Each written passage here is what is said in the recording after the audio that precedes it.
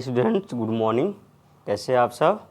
आज हम स्टडी करेंगे क्लास 12 के अंतर्गत अध्याय 3, जिसके अंतर्गत आप लोगों ने पढ़ा था, जिस चैप्टर का नाम है मानव में लैंगिक जनन, मानव में लैंगिक जनन, जिसके अंतर्गत आप लोगों ने पढ़ा था नर जनन अंग तंत्र के बारे में, मादा जनन अंग तंत्र के बारे में, निषेचन पूर्व घटना, निषेचन घटना। आज हम जो पढ़ेंगे टॉपिक जिसका नाम है निषेचन पक्ष घटना। तो आज का हमारा जो टॉपिक है क्लास 12 के अंतर्गत निषेचन पक्ष घटना। तो क्लास 12 के अंतर्गत हम पढ़ेंगे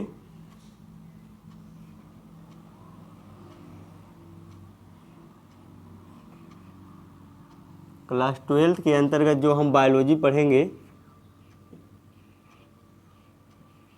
जिसका नाम होगा, जिस टॉपिक का नाम होगा निषेचन पक्ष घटना। थर्ड टॉपिक है ये, निषेचन पक्ष घटना।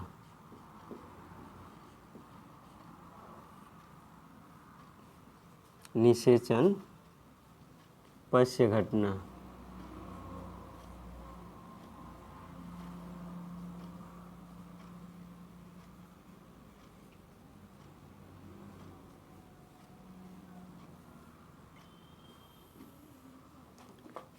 Post fertilisation event, post fertilisation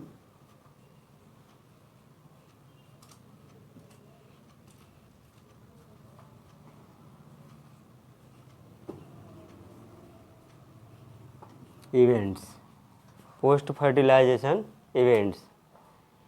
इसके अंतर्गत हम पढ़ेंगे कि निषेचन के बाद की जो घटनाएं होती है उसमें क्या क्या होता है। तो निषेचन पक्ष घटना में आपको बता दें कि निषेचन पक्ष घटना में द्विगुणित युग्मनज का निर्माण होता है। द्विगुणित युग्मनज में विदलन होता है, अर्थात समसूत्री विभाजन होता है। बार बार समसूत्री विभाजन होने के बाद कोशिकाओं का एक समूह बन जाता है युग्मनज में, जो युग्मनज विकसित होकर भ्रूण में बदल जाता है। धीरे धीरे यह जो युग्मनज होता है अंडवाहिनी से होकर कहाँ पहुँचता है, तो गर्भाशय तक पहुँचता है और गर्भाशय के आंतरिक दीवारों पर प्रत्यारोपित हो जाता है, जहाँ पर उसको एक ऑर्गन्स के द्वारा उसको पोषण माता से मिलता रहता है। उस भ्रूण में पल रहे शिशु को एक अंग के द्वारा, एक संरचना के द्वारा पोषण मिलता रहता है, जिसको हम लोग प्लेसेंटा कहते हैं, अपरा कहते हैं। तो इसको हम बाद में स्टडी करते वक्त आपको बताएंगे। तो सबसे पहले निषेचन पक्ष घटना में क्या होगा, तो द्विगुणित युग्मनज का निर्माण होगा। तो आप यहाँ पर इसके बारे में पढ़ेंगे कि निषेचन पक्ष घटना में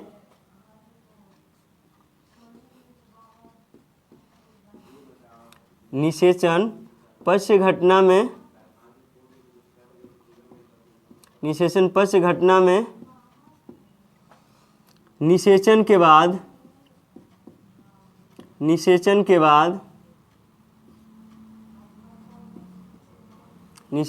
बाद द्विगुणित युग्मनज का निर्माण होता है। द्विगुणित डिप्लॉयड द्विगुणित युग्मनज का निर्माण होता है। युग्मनज का निर्माण होता है, निर्माण होता है, होता है। इसको एक ग्राफ के द्वारा पहले समझा लेते हैं, तब आपको आगे बताएंगे। आपने पढ़ा था इससे पहले कि नर से नर युग्मक बनता है और मादा से मादा युग्मक बनता है। नर से नर युग्मक बनता है, नर युग्मक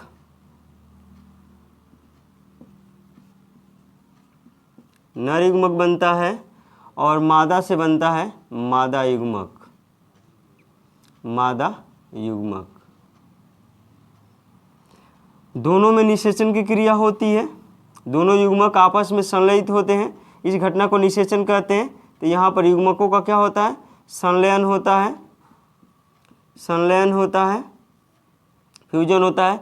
इस घटना को निषेचन कहते हैं। यहाँ पर यह यन और यह यन मिलकर 2n द्विगुणित युग्मनज का फॉर्मेशन करते हैं, युग्मनज का निर्माण करते हैं। यह युग्मनज विकसित होकर भ्रूण में परिवर्तित होता है और भ्रूण से नई संतान, कुछ दिनों बाद नई संतान की उत्पत्ति होती है। तो यह प्रोसेस होता है लैंगिक जनन में। यह जनक होते हैं, जन्म देने वाले। जैसे मानव में तो पुरुष हो जाएंगे, स्त्रियां हो जाएंगी। पुरुष स्त्री, पुरुष से शुक्राणु बनेंगे, स्त्री से अंडाणु बनेंगे, दोनों का संलयन होगा तो युग्मनज बनेगा, भ्रूण बनेगा और नई संतान की उत्पत्ति होगी 9 महीने बाद, 266 दिन बाद। तो याद रखेंगे ये एक प्रोसेस है लैंगिक जनन का, जिसमें आप लोगों ने यहाँ तक के प्रोसेस को पढ़ा जिसको निषेचन पूर्व घटना कहते हैं। और ये जो प्रोसेस आपने पढ़ा इसको निषेचन की घटना कहते हैं। और अभी जो हम पढ़ने जा रहे हैं यह जो घटनाएं हैं युग्मनज का निर्माण, भ्रूण का निर्माण और नई संतान की उत्पत्ति। तो हम अभी आपको समझ में आ गया होगा कि क्या पढ़ने वाले हैं। तो यहाँ पर पढ़ेंगे द्विगुणित युग्मनज का निर्माण और द्विगुणित युग्मनज से भ्रूण कैसे बनता है और नई संतान उत्पत्ति कैसे होती है। तो अपने टॉपिक पर अब आते हैं। ये समझाने के लिए आपको बस ये बनाए थे। तो यहाँ पर देखेंगे निषेचन पश्च घटना में निषेचन के बाद द्विगुणित युग्मनज का निर्माण होता है। और द्विगुणित युग्मनज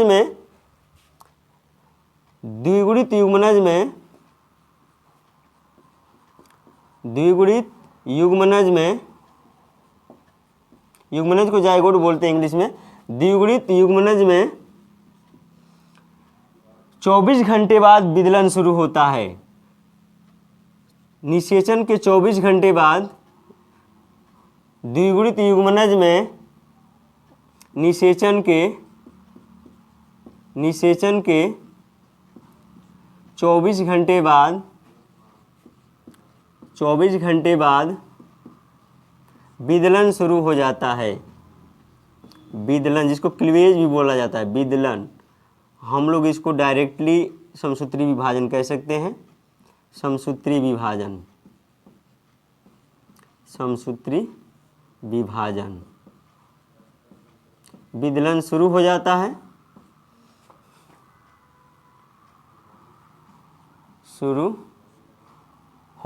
यह विदलन तीव्र गति से होता है, याद रखेंगे, शुरू हो जाता है। मतलब आप लोग समझ गए होंगे कि द्विगुणित युग्मनज में निषेचन के 24 घंटे बाद विदलन अर्थात समसूत्री विभाजन स्टार्ट हो जाता है, शुरू हो जाता है, जिसके बाद कोरक खंडों का निर्माण शुरू हो जाता है। अर्थात ब्लास्टोमियर इंग्लिश में कहते हैं और कोरक खंड हिंदी में कहते हैं। इंग्लिश ही याद रखेंगे। तो विदलन के बाद सबसे पहले एक आपको पता है कि युग्मनज में, थोड़ा हम चित्र के माध्यम से समझेंगे। चित्र के माध्यम से समझेंगे। यहाँ पर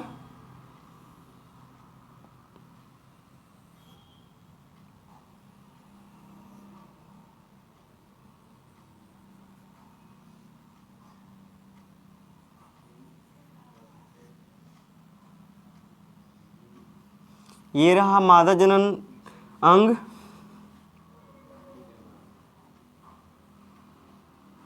ये रहा अंडाशय,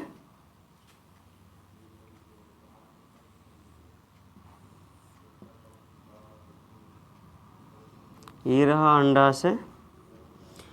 और आपको बता दें कि ये गर्भाशय, ये पूरा भाग गर्भाशय है। ये रहा गर्भाशय, जिसको यूटेरस या ओम बोलते हैं। ये रहा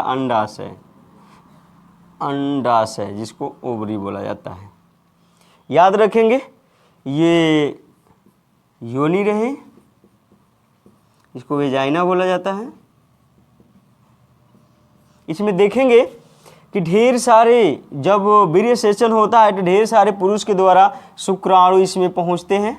ढेर सारे शुक्राणु योनि मार्ग द्वारा पहुंचते हैं और यह निषेचन के बाद, वीर्य सेचन के बाद यह अंडाशय से अंडाणु निकलकर यहाँ पर इस्थेमस जंक्शन पर पहुँचता है।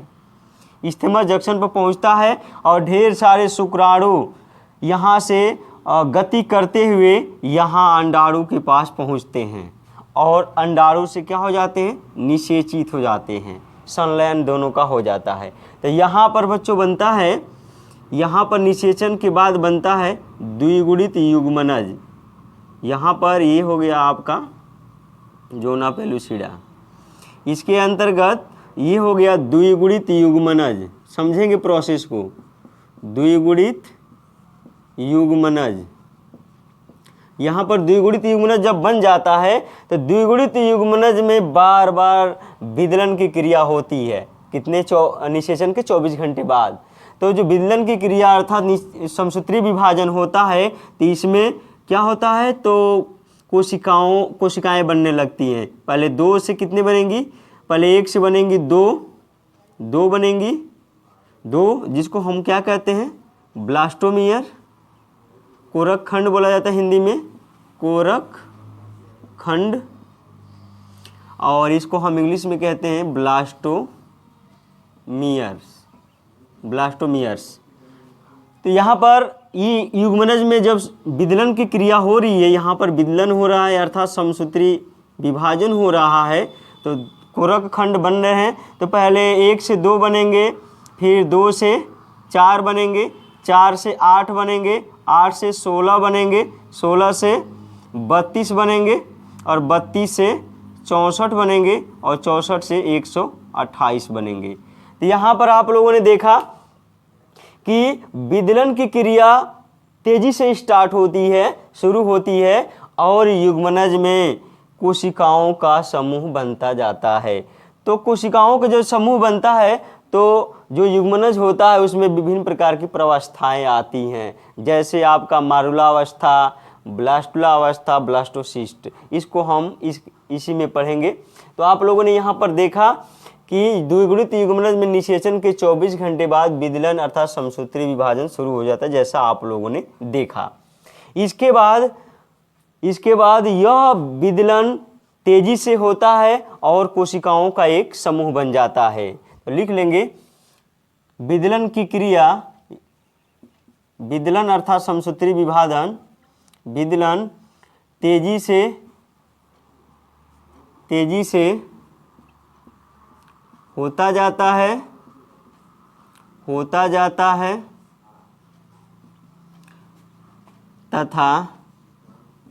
तथा युग्मनज में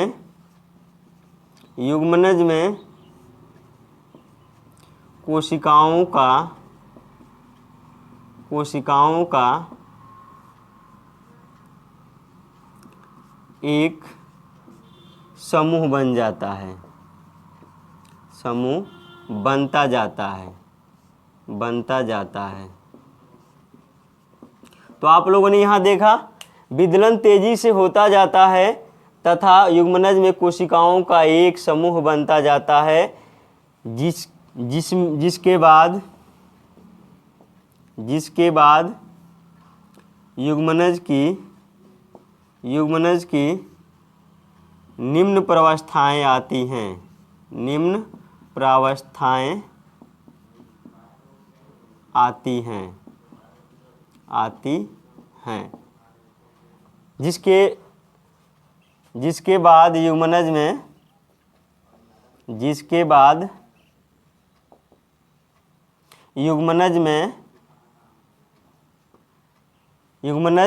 जिसके बाद युग्मनज में निम्न प्रावस्थाएं आती हैं। पहला प्रावस्था देखेंगे किसके आधार पर, तो कोशिकाओं की संख्या के आधार पर। पहला हम जिस अवस्था को कहते हैं वो है मारुलावस्था।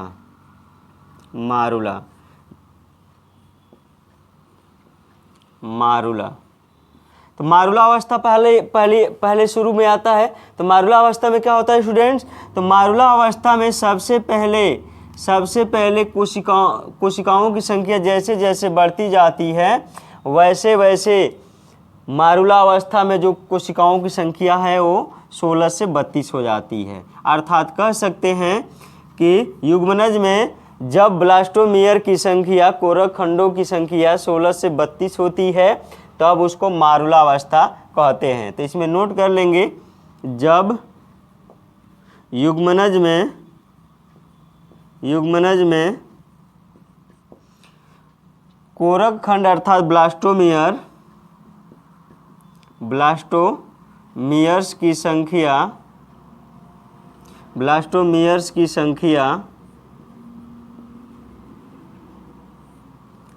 16 से 32 हो जाती है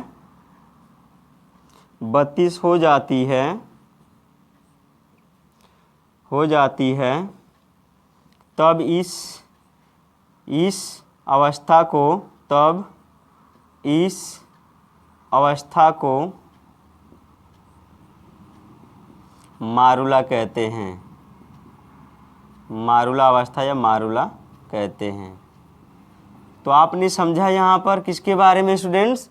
तो मारुला अवस्था के बारे में, जब युग्मनज के अंतर्गत, ये युग्मनज है, जब युग्मनज के अंतर्गत ब्लास्टोमियर्स की संख्या कितनी हो जाती है? जब युग्मनज के अंतर्गत ब्लास्टोमियर्स अर्थात कोरक खंडों की संख्या 16 से 32 हो जाती है तब इस अवस्था को मारुला कहते हैं या मारुला अवस्था कहते हैं। इसमें जो जोना पेलुसिडा होता है, मादा युग्मक अर्थात अंडाणु का, वो धीरे धीरे नष्ट होने लगता है अर्थात नष्ट होने के कगार पर हो जाता है। यहाँ पर आगे देखेंगे मारुला अवस्था में और क्या क्या होता है। तो याद रखेंगे मारुला अवस्था की भीतरी जो कोशिकाओं का समूह होगा, इसमें 2 कोशिकाओं का समूह होगा ना। सपोज दैट ये हो गया युग्मनज, तो युग्मनज में एक कोशिकाओं का समूह किनारे की तरफ होगा, तो ये वाह्य कोशिकाएं होगी, एक कोशिकाओं का समूह अंदर की तरफ होगा। तो याद रखेंगे ये वाह्य कोशिकाएं होंगी युग्मनज की और यह आंतः कोशिकाएं होंगी। तो मारुला अवस्था है, तो मारुला अवस्था में आप समझेंगे कि जो बाह्य कोशिकाएं होती हैं उनका अलग कार्य होता है, जो आंतरिक कोशिकाएं होती हैं उनका अलग कार्य होता है। तो मारुला की भीतरी कोशिकाओं के समूह से भ्रूण के विभिन्न अंगों, तो लिख सकते हैं मारुला के, लिख सकते हैं आप लोग, मारुला के भीतरी कोशिका समूह, मारुला के भीतरी कोशिका समूह, भीतरी कोशिका, मारुला के भीतरी कोशिका समूह से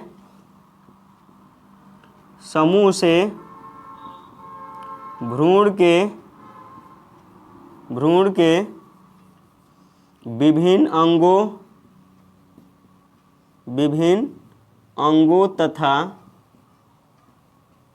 अंगों तथा बाहरी कोशिका के समूह से तथा वाह्य कोशिका समूह से तथा वाह्य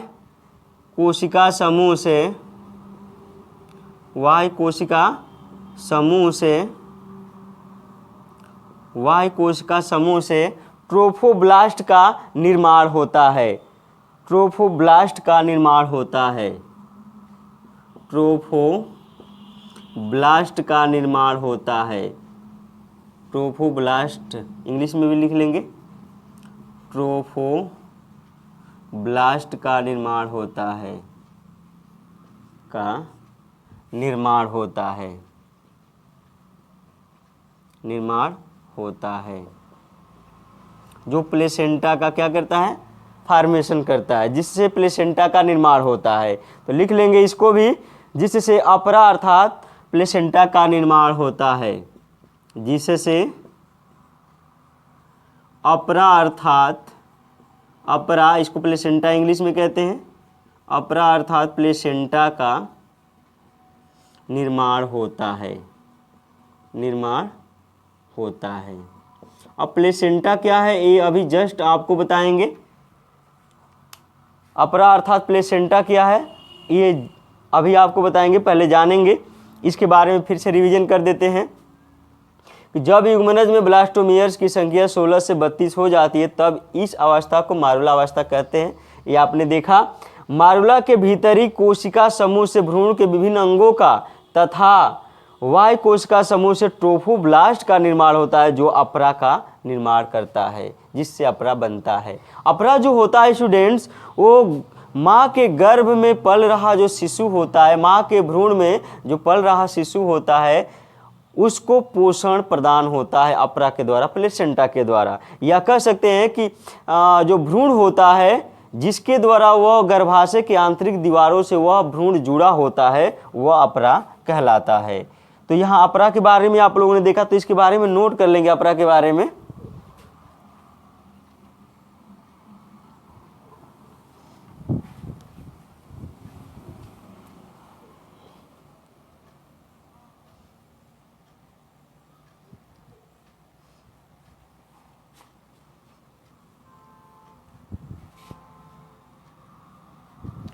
तो यहाँ पर आप लोग पढ़ेंगे अपरा क्या होता है। अपरा के बारे में बार बार पूछा जाता है।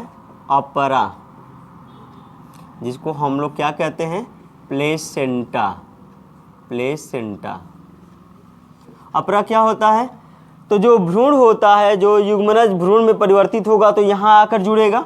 जो यहाँ पर ब्लास्टोसिस्ट, अभी जस्ट हम बताएंगे कैसे यह यहाँ आकर ये क्या हो जाता है, जुड़ जाता है। यह जो भ्रूण युग्मनज भ्रूण में परिवर्तित हो जाता है और यहाँ जुड़ जाता है, और यहाँ पर जिसके द्वारा जुड़ा होता है, इसी को हम क्या कहते हैं, अपरा अर्थात प्लेसेंटा कहते हैं। तो लिख सकते हैं, मानव में भ्रूण,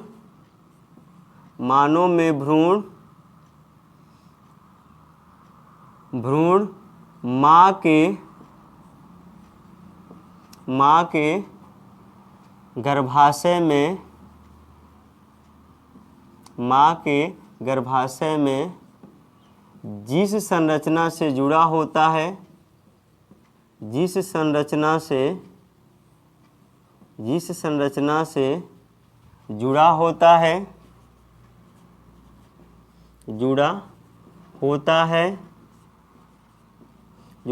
है तथा पोषण मिलता है, तथा उससे भ्रूण को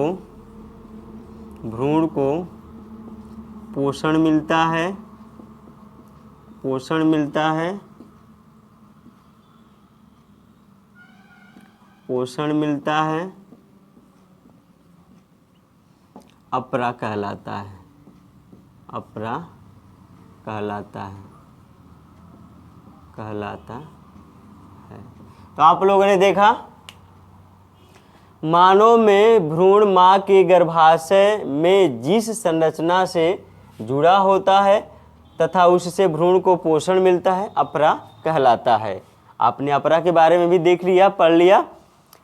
तो यहाँ पर जो भ्रूण जो जुड़ा है, यहाँ पर जिस संरचना के द्वारा, वह अपरा कहलाता है। स्टूडेंट्स आगे देखेंगे, जो युग्मनज में जो कोशिकाओं की संख्या के आधार पर आप लोग पढ़ रहे हैं। पहला आप लोगों ने देखा था मारुला अवस्था के बारे में, अब दूसरा अवस्था जो आती है उसके बारे में हम पढ़ेंगे। दूसरी अवस्था आती है ब्लास्टुला। दूसरी अवस्था आती है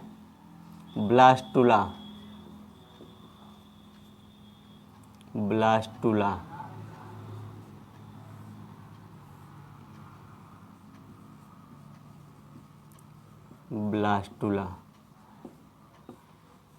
यहाँ पर देखेंगे ब्लास्टुला में क्या होता है, जब कोशिकाओं की संख्या, यहाँ पर ये हो गया कौन सी अवस्था, मारुला, और ये जो अवस्था हो गई ब्लास्टुला, और ये जो अवस्था हो गई ब्लास्टोसिस्ट। तो आप लोग देखेंगे कि ब्लास्टुला के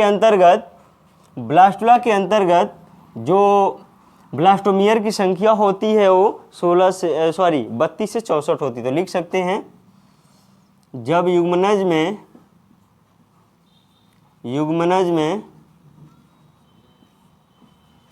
में ब्लास्टोमियर्स की संख्या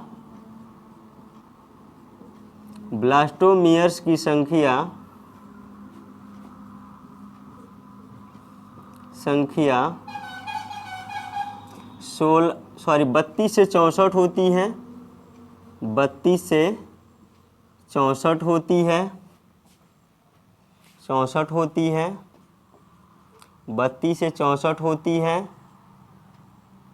तब इस प्रावस्था को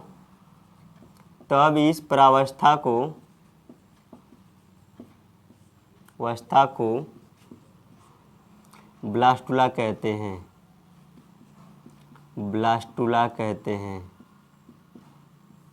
ब्लास्टुला कहते हैं। तो आप लोगों ने यहाँ देखा, जब युग्मनज में ब्लास्टोमियर्स की संख्या, कोरक खंडों की संख्या 32 से 64 होती है, तब इस प्रावस्था को या ई अवस्था को ब्लास्टुला कहते हैं। तो आप लोगों ने देखा यहाँ पर ब्लास्टुला के बारे में पूछा जाता है, ब्लास्टुला किसे कहते हैं, ब्लास्टुला अवस्था क्या होती है। तो आप लोग इसके बारे में समझेंगे बढ़िया से। और कितने दिनों बाद यह बनता है तो लिख सकते हैं, ये भी लिख सकते हैं। इस अवस्था का निर्माण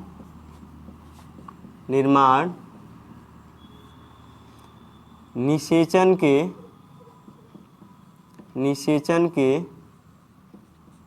4 से 5 दिनों बाद हो जाता है, 4 से 5 दिनों बाद हो जाता है,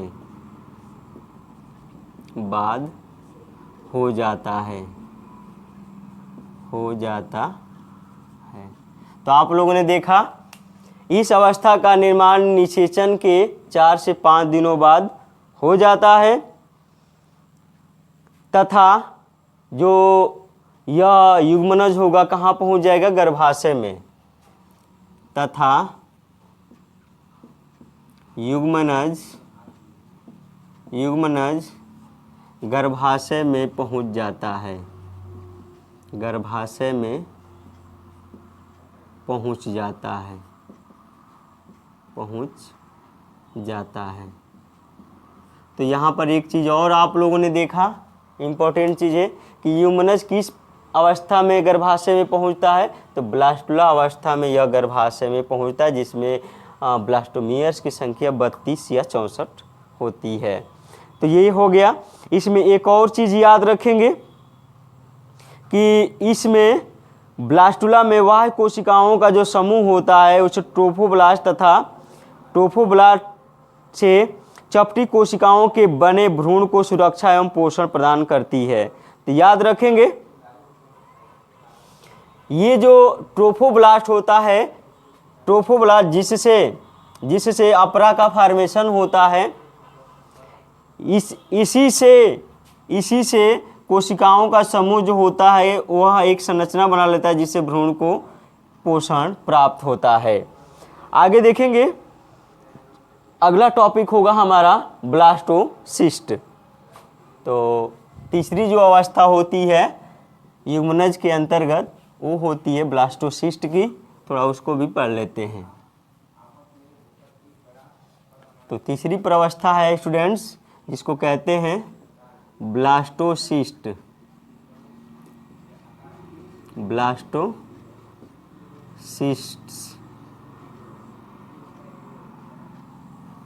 ब्लास्टोसिस्ट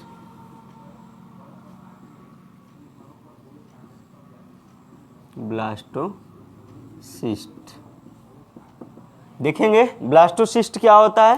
तो याद रखेंगे, ब्लास्टोसिस्ट अवस्था के अंतर्गत यह जो युग्मनज भ्रूण में परिवर्तित हो जाता है। याद रखेंगे, यहाँ पर जो ब्लास्टोसिस्ट होता है इसमें ब्लास्टोसिस्ट के अंतर्गत कोशिकाओं की संख्या, कोरक खंडों की संख्या 128 होती है। तो लिख सकते हैं, जब युग्मनज में ब्लास्टोमियर की संख्या या कोरक खंडों की संख्या, ब्लास्टोमियर्स की संख्या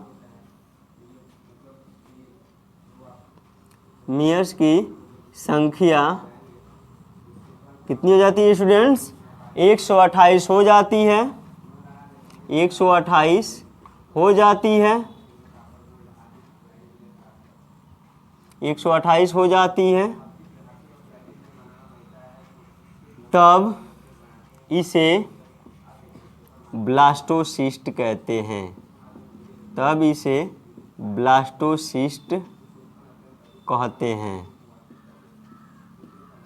तो जब ब्लास्टोमियर की संख्या 128 हो जाती है तब इसे ब्लास्टोसिस्ट कहते हैं। जिसके बाद युग्मनज भ्रूण में परिवर्तित हो जाता है, तो ये भी लिख लेंगे। जिसके बाद युग्मनज भ्रूण में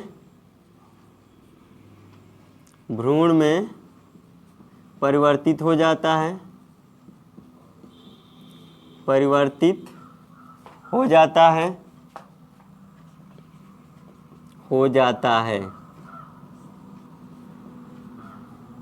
तो जब ब्लास्टोसिस्ट का निर्माण हो जाता है तो युग्मनज भ्रूण में परिवर्तित हो जाता है। ये भी याद रखेंगे। इस भ्रूण का प्रत्यारोपण गर्भाशय की आंतरिक दीवारों में होने लगता है। तो जब हमने आपको बताया कि जब 128 कोशिकाएं जब युग्मनज में हो जाएंगी तो भ्रूण में परिवर्तित हो जाएगा और यह गर्भाशय के आंतरिक दीवारों पर प्रत्यारोपित होने लगती हैं। तो इस कंडीशंस में लिख सकते हैं कि जिसके बाद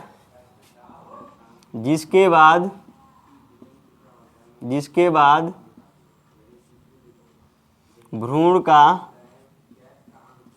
का प्रत्यारोपण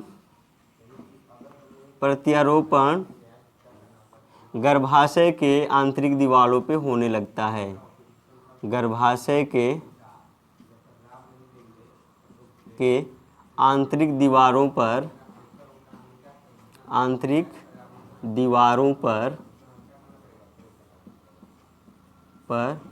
हो जाता है।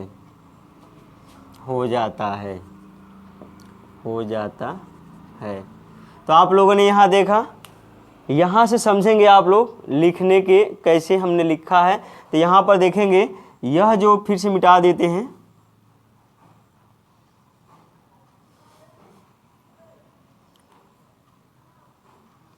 आप लोग ध्यानपूर्वक यहाँ पर देखेंगे कि जब यहाँ पर युग्मनज में 128 कोशिकाएं हो जाएंगी, ब्लास्टोमियर हो जाएंगे, तब यह जो गर्भाशय की आंतरिक दीवारें जो होती हैं, इस साइड में भी इस साइड में अगर तो इधर प्रत्यारोपण होगा, तो यह धीरे धीरे इसी से होकर आती हैं और इस पर कोशिकाओं का पतली कोशिकाओं का आरबीसी सेल्स का क्या होता है, लेयर होता है इस पर आंतरिक दीवारों पर। और जैसे जैसे युग्मनज इस पर आ जाता है, ऐसे आता है, तो ये जो कोशिकाएं होती हैं इसको क्या करती है, चारों तरफ से ऐसे क्या करती है, घेर लेती हैं, जिससे यह यहाँ पर प्रत्यारोपित हो जाता है 128 सेल्स के अंतर्गत।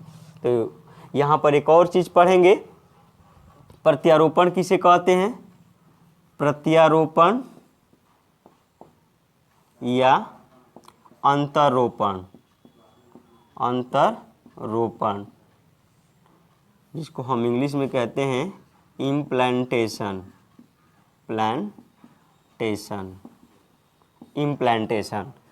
इसको भी पूछा जाता है कि प्रत्यारोपण या अंतरोपण क्या है। तो आप लिख सकते हैं कि गर्भाशय के आंतरिक दीवारों से भ्रूण का जुड़ना या प्रत्यारोपित होना या रोपित होना भ्रूण का प्रत्यारोपण या अंतरोपण कहलाता है। लिख सकते हैं, मानव में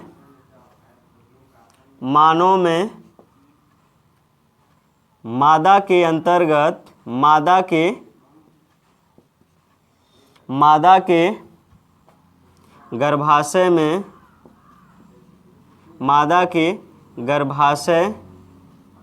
की आंतरिक दीवारों से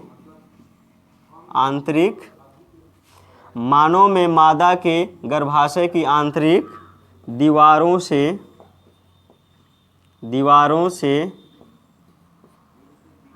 भ्रूण का जुड़ना या रोपित होना, भ्रूण का जुड़ना या रोपित होना ही प्रत्यारोपण या अंतरोपण कहलाता है। प्रत्यारोपण या अंतरोपण कहलाता है, अंतरोपण कहलाता है। तो आप लोगों ने यहाँ देखा कि मानव में मादा के गर्भाशय की आंतरिक दीवारों से भ्रूण का जुड़ना या रोपित होना ही प्रत्यारोपण या अंतरोपण कहलाता है, जैसा आप लोगों ने देखा। यहाँ पर देखेंगे गर्भाशय की 3 लेयर होती है, जो गर्भाशय की जो लेयर मतलब लेयर होती है, तो उसको 3 लेयर होती है गर्भाशय में। तो ये बाहरी लेयर को बोला जाता है, बाहरी लेयर को वाह्य लेयर मतलब एक्सोमेस्ट्रियम, एंडोमेस्ट्रियम, मायोमेस्ट्रियम। तो यहाँ होता है एक्सोमेट्रियम, एस्टोमेस्ट्रियम, दूसरे को बोला जाता है मायोमेस्ट्रियम, मायोमेस्ट्रियम, और तीसरी लेयर को बोला जाता है एंडोमेस्ट्रियम, एंडोमेस्ट्रियम। तो आपको पता हो गया होगा कि गर्भाशय की आंतरिक दीवार को क्या कहते हैं, एंडोमेस्ट्रियम। तो इसको ऐसे भी लिख सकते हैं कि गर्भाशय के एंडोमेस्ट्रियम लाइनिंग पर भ्रूण का जुड़ना, रोपित होना, प्रत्यारोपित होना भ्रूण का प्रत्यारोपण कहलाता है। तो ये रहा प्रत्यारोपण। अब स्टूडेंट्स क्या होगा कि यहाँ पर जो 128 कोशिकाएं बन गई हैं प्रत्यारोपित भ्रूण के अंतर्गत, तो इसमें जो 128 कोशिकाएं बन गई हैं, इसमें बार बार समसूत्री विभाजन अर्थात विदलन होता रहता है। और इतना होता है कि 128 से 256 बनते हैं, 256 से 512, 512 से 1028, इस तरह करते करते इस भ्रूण के अंतर्गत कोशिकाओं का एक समूह बन जाता है। इसमें कोशिकाओं का एक समूह बन जाता है, और कोशिकाओं का जो समूह बन जाता है, जिसके बाद मतलब कोशिकाओं का इसमें क्या बन गया, समूह बन गया, जिसको हम लोग क्या कहते हैं, इसमें उत्तकों का निर्माण, उत्तक का निर्माण हो गया। अब यह इसको हम बाहर निकाल कर पढ़ते हैं। तो यह जो भ्रूण होता है जिसमें कोशिकाओं का समूह बन जाता है, तो कोशिकाओं का समूह 3 स्तरों में बढ़ जाता है। भ्रूण के अंतर्गत कोशिकाओं का जो समूह है वो 3 स्तरों में बट जाता है। इसी को हम बाहर निकाल दिए हैं। सबसे बाहरी लेयर को हम कहते हैं, सबसे बाहरी लेयर को कहते हैं एक्टोडर्म। एक्टोडर्म बाह्य त्वचा बोला जाता है, बाह्य त्वचा, जिसको हम इंग्लिश में कहते हैं एक्टोडर्म। एक्टोडर्म इसको कहा जाता है मध्य त्वचा, मध्य त्वचा, मीजोडर्म, मीजोडर्म, और इसको कहते हैं अंतः त्वचा, अंतः त्वचा, इंग्लिश में कहते हैं एंडोडर्म, एंडोडर्म। अब यहाँ पर देख लिया आप लोगों ने कि जो कोशिकाओं का समूह भ्रूण के अंतर्गत बना है वह इसमें 3 स्तर में बट रहा है। भ्रूण के अंतर्गत 3 स्तर में बट रहा था, 3 स्तरों का निर्माण कर रहा है। बाह्य त्वचा जिसको एक्टोडर्म कहते हैं, मध्य त्वचा जिसको मीजोडर्म कहते हैं, और अंतः त्वचा जिसको एंडोडर्म कहते हैं।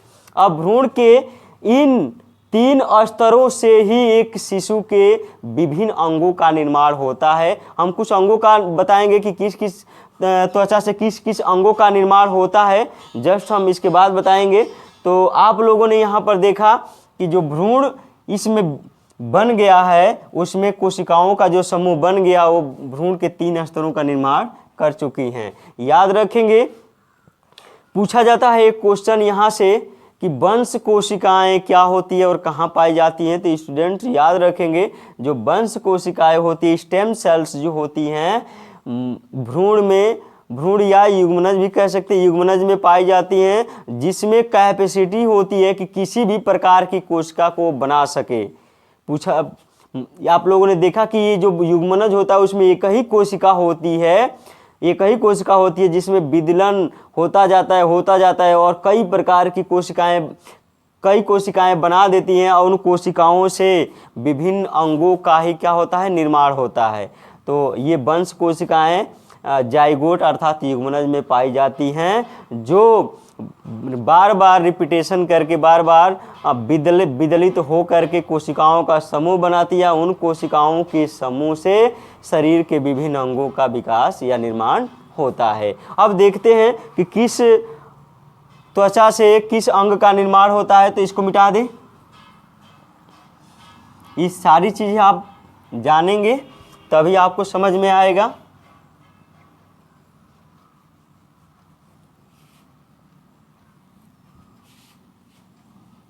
तो यहाँ पर आप लोगों ने देखा कि बाह्य त्वचा, मध्य त्वचा और अंतः त्वचा का निर्माण हो चुका है। तो देखेंगे किस किस अंगों का निर्माण होता है। तो पहले बाह्य त्वचा से देखेंगे, पहले बाह्य त्वचा से देखेंगे किस किस अंगों का निर्माण होता है। बाह्य त्वचा जिसको हम लोग कहते हैं एक्टोडर्म, एक्टोडर्म, एक्टोडर्म। तो इसमें हम कुछ इम्पोर्टेंट जो अंग होते हैं जिससे निर्माण होते हैं उन्हीं का नाम लिखेंगे। बाकी और अंगों का निर्माण होगा वो आप डिटेल से पढ़ेंगे, तो किताब से पढ़ेंगे तो आपको जानकारी हो जाएगी। तो यहाँ पर जो मुख्य जो अंग होते हैं उन्हीं का हम नाम लिखेंगे, आप लोग समझेंगे। तो पहले देखेंगे बाह्य स्तर से बाल, नाखून, तंत्रिका तंत्र, बाल, नाखून, तंत्रिका तंत्र, तंत्रिका तंत्र, बाल, नाखून, तंत्रिका तंत्र, मस्तिष्क, संपूर्ण आँख, मस्तिष्क, संपूर्ण आँख, संपूर्ण आँख, आंतरिक कान, लार ग्रंथि, आंतरिक कान, लार ग्रंथि, लार ग्रंथि। और कौन अंग बनते हैं स्टूडेंट्स, वो भी देख लेंगे। मुख गुहा आदि का निर्माण होता है।